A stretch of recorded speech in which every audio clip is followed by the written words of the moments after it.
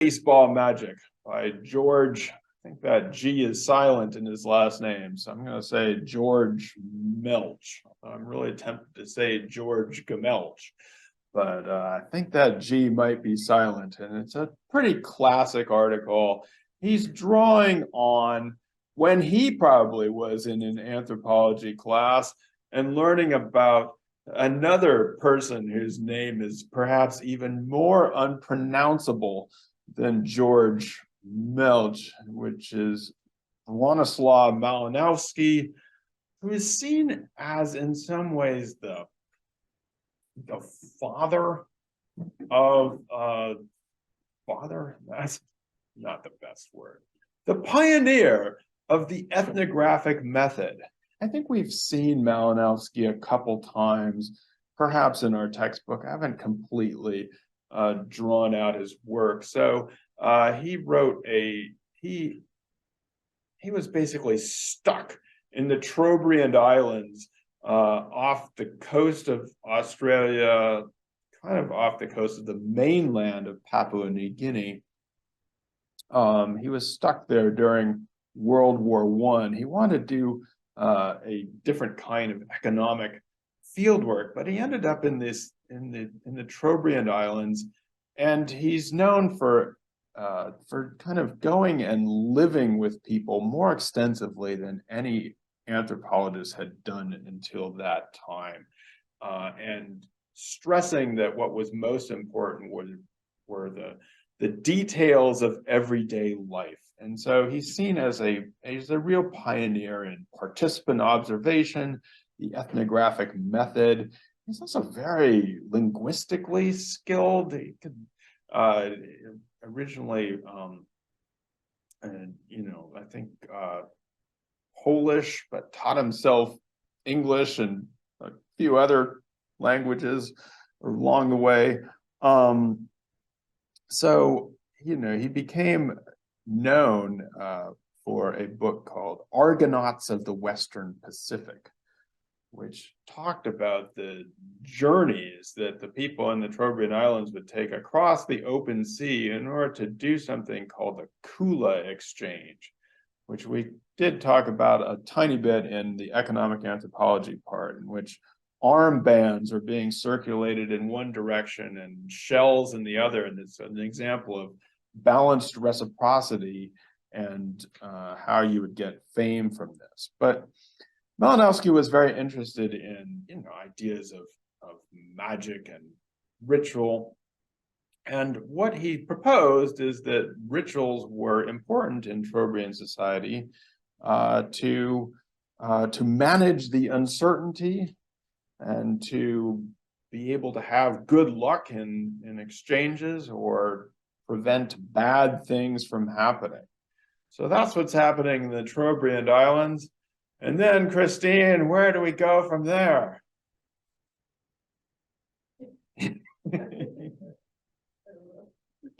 What are we reading about today? From the Trobriand Islands to baseball. There we go. Excellent. Yeah, so then from there, Gmelch was probably taking some classes and reading about all this, and he was a baseball player himself. And so he starts to think about this and realize that, oh, wait a second, I can, the baseball players themselves are trying to take actions to ensure fortune or to prevent bad things from happening and to manage uncertainty. So, Alex, what does that mean? What do they do that really makes no sense?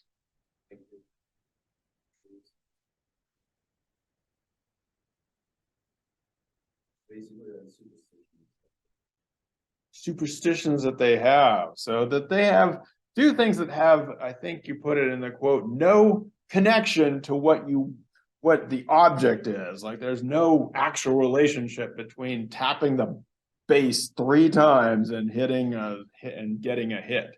So these actions that don't actually have a real world effect, just in your mind. So there's taboos, things that you have to avoid, such as washing your socks, which Ariane on Zoom says that her little brother did too, so this has not necessarily gone away. Then there's ritual objects, fetishes, good luck charms, like the thing this player is kissing during the rally, the things that really actually, Cass, did you say you have things like this? Ah, okay, yes. Wow, is it working?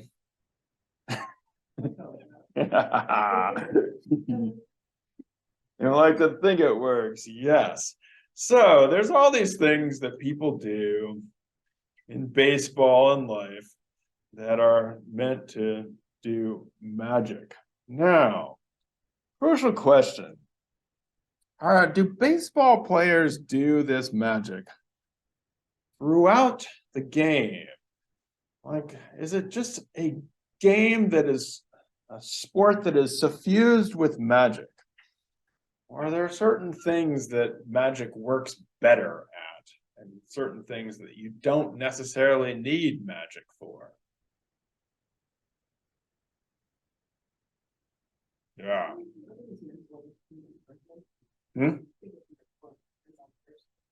Yeah, it certainly depends on, I mean, certain people are probably more prone to these kinds of ideas than others.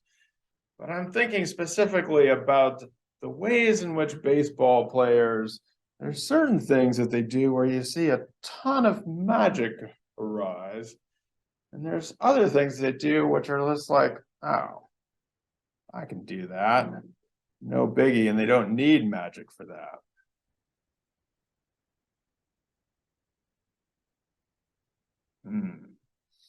All right. Well, this is toward the end of the article.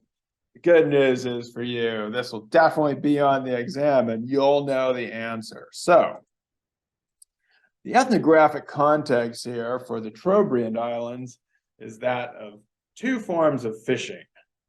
Fishing that happens in the lagoons nearby to land, where things are relatively closed in, and the things that fishing that happens on the open sea, which is much more, a little more dangerous and uncertain.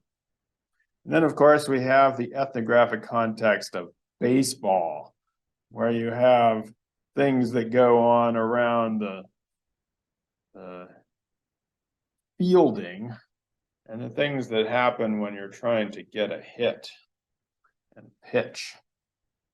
Now, in the Trobriands, you don't have to copy all this down. You just need the big contrast here is that in open sea fishing, as we saw, there's, it's out there in the sea. There's not as, it's less certain, and you don't know if you're going to be able to catch something.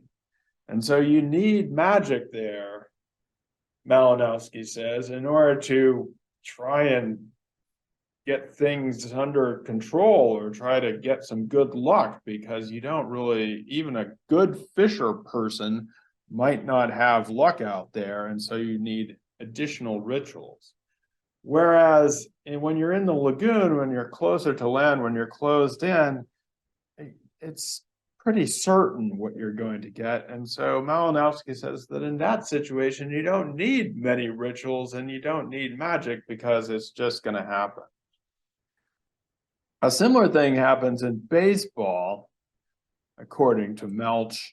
And like I said, you don't need to copy that all down because they're actually the same words, which is when it comes to fielding, that's something that everybody is taught how to do, and you have a pretty good chance if you just get a small, it's something that baseball players, it's a skill, and you have like 99% chance of doing it right if you know what you're doing. And so, according to Gmelch, you don't do a ritual if somebody gets a small infield fly, you're going to catch it or you're going to throw the person out at first base, and that's going to happen pretty much all the time. And so there are no rituals there. But when it comes to trying to hit something or trying to pitch, that's a time when it's actually very difficult to do. There's a lot of luck involved. And so Gmelch says that in those situations, that's when you need more charms and objects and tapping the base and all these kinds of things when you're trying to throw that no hitter. So now you need more rituals involved. So what Malinowski was describing is something that is known as the structural functionalist explanation of things, which is that the structure of these two different types of activities are such that then there's going to be more functional magic or ritual associated with those things that are less certain. And it's a way of bringing things that are uncertain into our lives. So, like I said, that'll definitely be on the final exam, and now you know the answer. There's more magic in pitching and hitting than there is in fielding. So, as I said, those slides were courtesy of my wife, but she's off the hook from this point forward because now I'm going to talk and have my own slides. So, wait, there we go. So on the one hand, I said that, this is a great example of how we read in the last chapter about in Michael Gonzalez and Camp about supernaturalism and the ways in which people use religion and other beliefs and things like magic numbers and rings and fetishes and charms to control the unknown. And in a way, this tells us that it's not just other people out there that have strange beliefs, that we in our own society are also strange. As I mentioned, it's also a good example of what Malinowski, a thing that he pioneered, which is the idea of structural functionalism, that there's different ways in which a too simple explanation of this is that there's all the things that people need to do, like go fishing or play sports, and in the ways in which life is structured is going to tell us something about what we might expect in that society. So in this case, it's in places where things are uncertain or unknown, either in baseball or in fishing, then you can expect to find more magic rituals, charms, those kinds of things. And when where things are known, where you know what you're doing, then you don't need those things. Which may be why I asked Cass about those rings and if they're working, because, do you need them to go to take notes? No, I say they're needed for something else, which we won't ask about, but we don't know what that is. So it's always a good place to start there. But I guess I would say there's some potential issues with this. Actually, my first issue was when I once assigned this to a different class, somebody asked, or somebody remarked that the way that what does baseball mean to people in the United States today? And I guess what I'm thinking is when George Gmelch was playing baseball and writing about baseball, baseball was like the American game, right? It was like, people from Iowa and corn and baseball and Cooperstown, and everybody played Little League baseball and everybody watched baseball, and it was like apple pie. It was like National Gingerbread Cookie Day kind of stuff. It was the thing to do. Question, actually, what do baseball and baseball players mean to us now? Is it the same? Christine, you're shaking your head no. What do you think about when you think about baseball?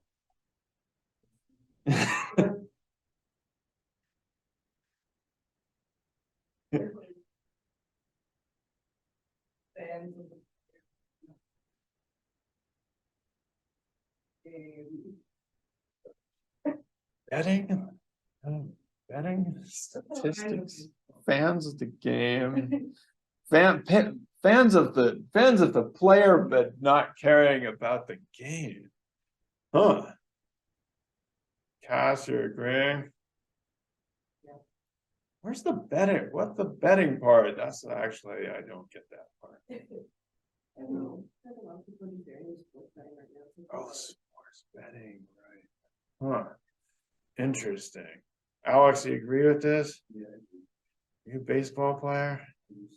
Used to be, but not anymore. Huh. Okay. Huh. You'd go again, but it was a long time ago. Yeah, I might have to revise this. I mean, part of me wonders if the baseball players are more like those strange people out there. You know, it's like, oh, sure, yeah, they're all superstitious because they're weird. You know what I mean? Like, of course you are. But now that you're talking about all this betting stuff, I might have to even rethink.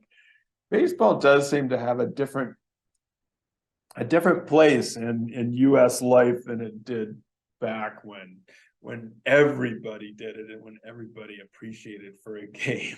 Now who knows what it is. So you know, there's a lot of the betting stuff. That's probably I bet people are doing some magic and rituals with that a lot. Boy, that would be a great updated article to write about how these things have changed, but from the perspective of the fans. So yeah, I have to think about that one a little bit. The other, I mean, some of the other issues for me is that, and probably for all those who, structural functionalism is actually not something we use much anymore, because we've realized that it doesn't always work. It doesn't explain why societies seemingly do things that are very different. So in Michael Gonzalez and Camp, back in the supernaturalism chapter, they discussed the work of Michael Kearney and this ethnography that he wrote called the Winds of Ixtepeji, in which people seem to believe that there were all these malevolent forces and spirits around in the air. And so this is, as far as we can tell, just a community of people who are farming and living not extremely exciting lives, but for some reason the air is very bad there. And so you have to be, as Kearney put it, they live in a society that is characterized by distrust and paranoia. So here they are in this small town, and for those of us who grew up in small towns, we know that they're very much often have a lot of distrust and paranoia. But why would you sort of amplify that by having these beliefs about the bad effects of the air? This doesn't necessarily, structural functionalism doesn't necessarily explain why this would be something where some people are just live in a world of distrust and paranoia. It also doesn't seem to explain, societies in which people seem to need ritual chants or ritual activities in order for just basic things to happen. And apparently, although I don't know if we should necessarily trust the Spaniards when they talked about this, because they were the only ones around, but the idea that the Aztecs or some of the societies in the Americas needed to have sacrifice, specifically human sacrifice, in order to make certain things happen, like the sun go. And you'd think that the sun coming up and going down were pretty much the most mundane activity that seems to happen every day with a pretty large degree of certainty. And so the idea that we humans are somehow helping to make that happen seems a bit it doesn't really match the explanation that we try to use magic or sacrifice for those things that are out of our control. And so one of the things that I'd like to think about here, or at least it brings to me when I think about the example of the Aztecs and how they were described at a time when the Spanish were sort of invading and trying to take them over and conquering them and trying to colonize them.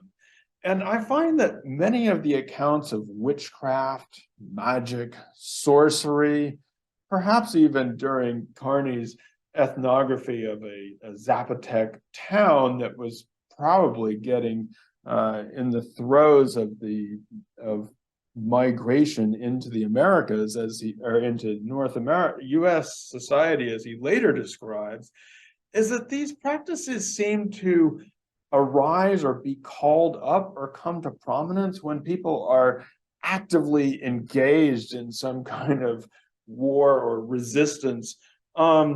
It happens, for example, when in the US occupation of Haiti in the 1930s, people got really interested in what was called voodoo or Haitian Vodun, and would claim that this was some sort of primitive religion that they needed to, or magic that they needed to stamp out. So it's both used as a justification by the people doing the colonizing or the subduing, and perhaps used as a source of strength for those that are resisting from below.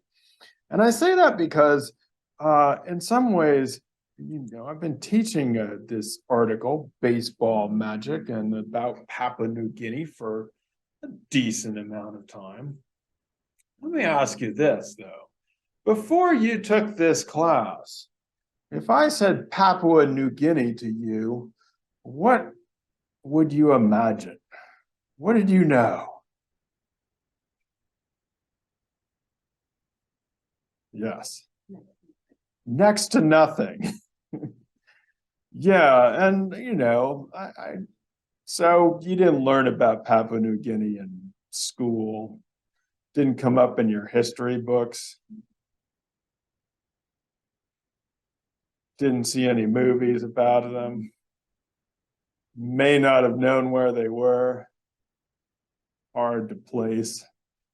Yeah. So now that you've taken this class, what do you most know about Papua New Guinea? Very spiritual. Yeah, very. Yeah, I mean, this is actually not a quiz, but for many intro to anthropology students, Papua New Guinea is the place where the Kula ring happens and that exchange, or where Malinowski pioneers the ethnographic method, or that's where Anka's Big Mucka takes place in the highlands of Papua New Guinea. Now, that's different from the Trobriand Islands, but the same kind of stuff goes on. Or you might have read about the big man in politics and giving away and all these fates. And now we have the wonderful baseball magic, which reinforces that and tells us everything we need to know. And so now you can go out and say, I know about those Papua New Guineans. They're spiritual, or Unca, or yeah, that's what told me that baseball is funny too. Papua New Guinea, I think I told you this when I talked about Unca, was one of the most arduous battlegrounds of World War II, maybe the worst. I mean, some people say that the dropping of the atomic bomb was a way of saving the Allies, the United States, from actually invading Japan and fighting it out on the ground every step of the way.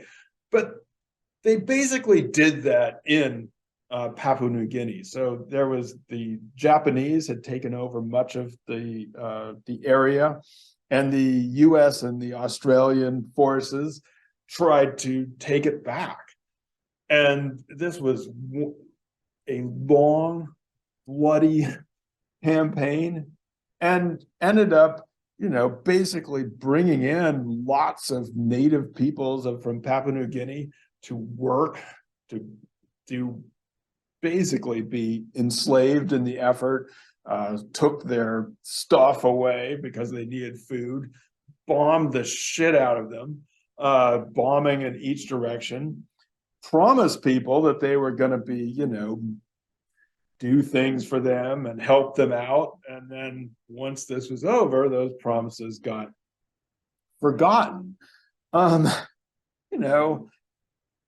forgotten to the extent that even if we learn about World War II, this is not necessarily something that is on our radar. And I mean, I'm kind of sad to say that it's not something that has been on my radar. I mean, I was starting to think about it from time to time, but reading this article, which I had to link to, or just looking at it, I mean, it's an incredible story of what happened. And so when people come into I mean, this was obviously after Malinowski had been there, but it's before the time of Unca's Big Mucka was filmed.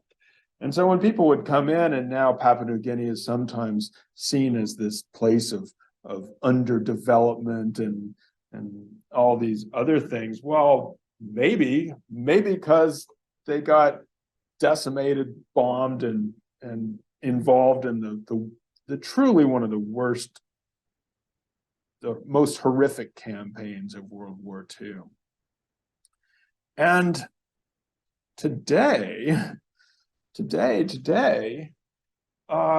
a huge place for gold mining and various precious metals. And so that's like, I think approximately 60 to 70% of their gross domestic product, which this came after Unca's Big Mucka. This is something that's been in the last 20 or 30 years. And so, I mean, but the kinds of mining that has been done there has given a lot of people a lot of wealth, especially at the top of society, but it's also left some enormous environmental destruction. As anybody who knows who's been close to mines, I mean, they do them better now than they did back in the day, but they're not the greatest for things. They're very extractive. They involve a lot of potential environmental damage. And you might say, for what? Like gold. Great, thanks. Got some more shiny stuff.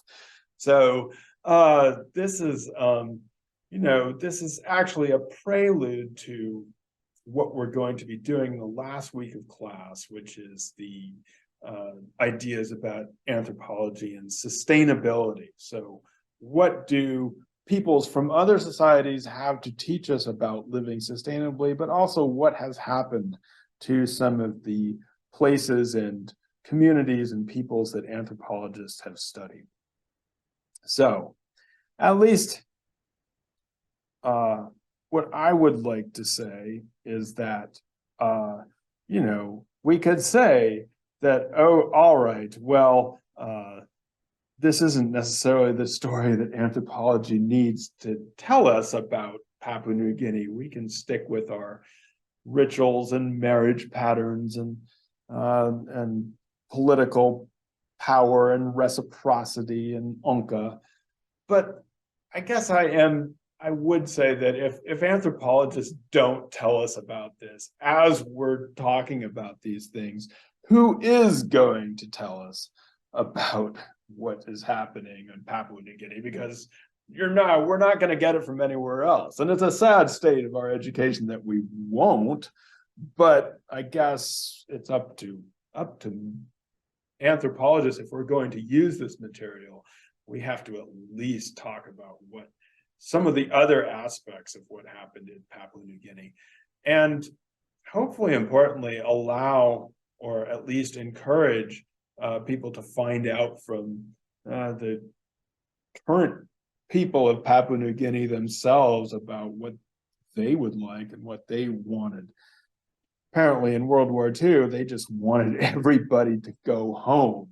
which is understandable at the time. So they just wanted everybody out, but of course, having everybody leave creates sometimes its own problems when you're left out of the world economy. So, let's see. Did I want to end on such a sad note? I don't want to end on a sad note. I guess I will say that hopefully that will help us to where we are headed in terms of talking about how, despite all of these things, people have been resilient and shown us how to be sustainable in today's world.